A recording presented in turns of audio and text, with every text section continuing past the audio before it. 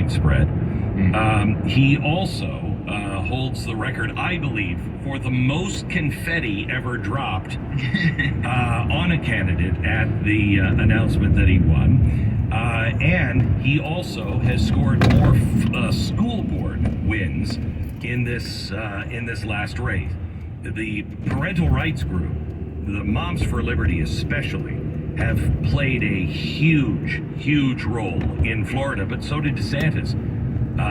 They endorsed 12 school board candidates in Florida, donated to the campaigns. The Democrats endorsed 20 candidates, and they got 6 wins and 10 losses. So, not good.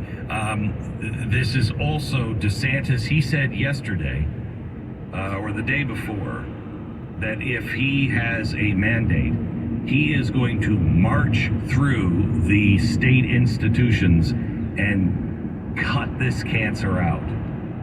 That would be remarkable if he did it. I will tell you, the real winner last night, the real message we should get is from Ron DeSantis. He is not afraid to go in and clean things up. He's not afraid or ashamed or timid about being an American and believing in individual rights and believing that you as a parent have the right to raise your own child and we shouldn't mutilate children. I'm so sick and tired of these governors and all of these Republicans that are so mealy-mouthed on it. If you can't see the difference between good and evil now, you're never going to. When you have somebody like Spencer Cox in Utah, I don't even begin to understand that guy. These red states should be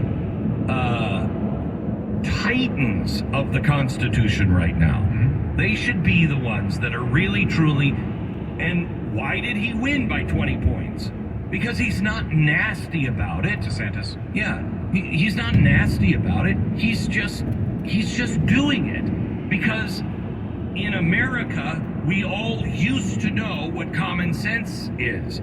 But if you get waylaid by the politics and Twitter and everything else, you're not going to do it. He just goes in and does it. He doesn't egg people on and he doesn't call people names. He just does it.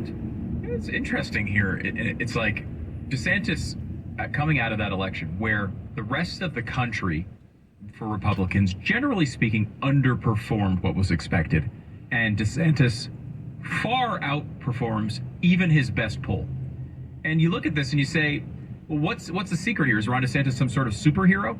No, he's competent, and he just tells the truth, and he just lays it out. I mean, and he's unashamedly, and he, like Glenn mentioned, he's not embarrassed. He's not afraid of it. Yeah, I don't care about the Twitter mob, right? And he just moves forward. Right. Kristi Noem she did well last night too. She did well. And she took some stance, but then she also refused to call a special session to allow the legislature to pass a bill banning COVID vaccine passports. She also, was mealy-mouthed on the whole gender identity thing for girls in schools. That's not good enough. It's not good enough. What do you believe? We have people in America now, and I've talked to several people, lives, fortunes, and sacred honor. They know that they are looking at a time, if things ever went really horrible in this country, you could go to jail for what you believe. If we don't get control of the DOJ, you will see people go to jail for what they believe. People are prepared to do it. People are preparing themselves to be able to stand when all odds are against them. I know people who are willing to lose their entire fortune. And some of them have nothing, some of them have a lot to lose, but they're willing to do it. If you can't get that kind of leadership that is willing to say, you know what, I'm going to do what I know is right, and if the people want to vote me out, they'll vote me out. But I know these things are right because they're constitutional and they are based on everything this country was based on. Where are these these governors that have the balls to follow the lead. By the way, he also shifted Florida from a swing state to solidly GOP.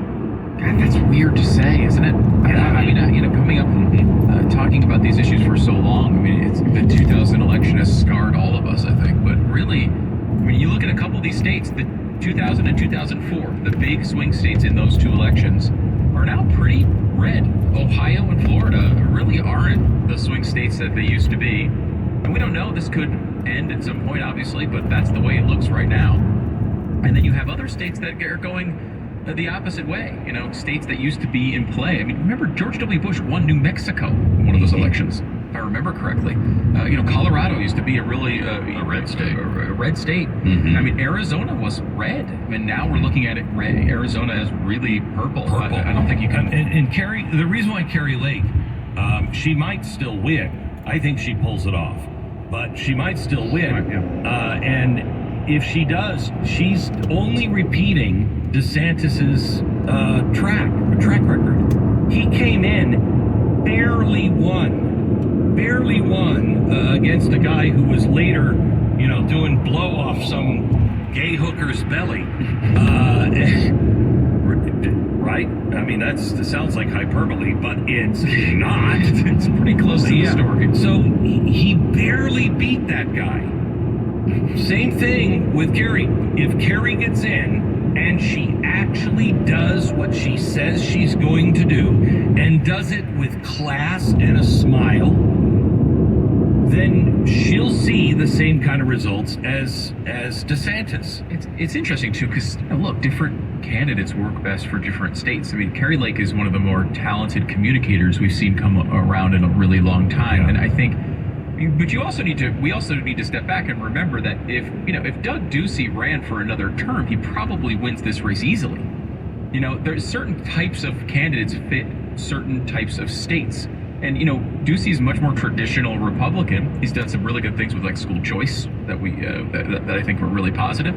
Other things that maybe wouldn't be my favorite policies. But this is a state that loved freaking John McCain, right? They love a different brand of and Barry Goldwater. And Barry Goldwater, right?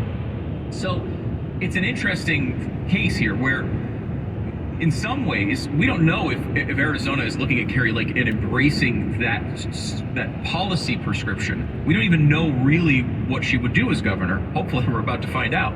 But she was so talented as a politician, she was able potentially to bring herself over the line.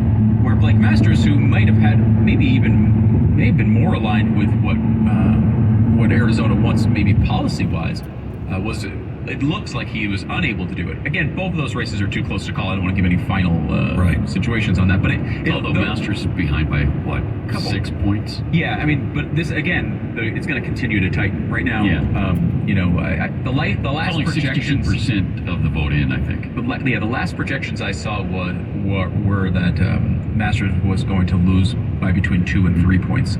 So if you see that same type of movement in the gubernatorial race, and they stayed about 4 points apart from each other the entire time last night. If that holds, that means Carrie Lake would probably get across the finish line barely. But it's going to be close. It's going to be really close. I will tell you, it is inexcusable that the Secretary of State, who is running for governor, who is still running the election.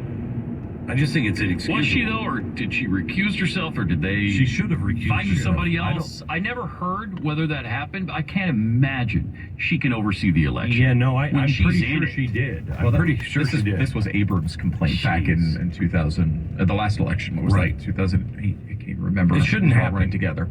Like when if you're running for a higher office, overseeing. I'm not saying that anything happened, but I will tell you that that's the first thing you think of when the voting machines don't work. Yeah. And then a judge says, no, we're not going to keep them open late. Well, wait a minute. They didn't work for hours.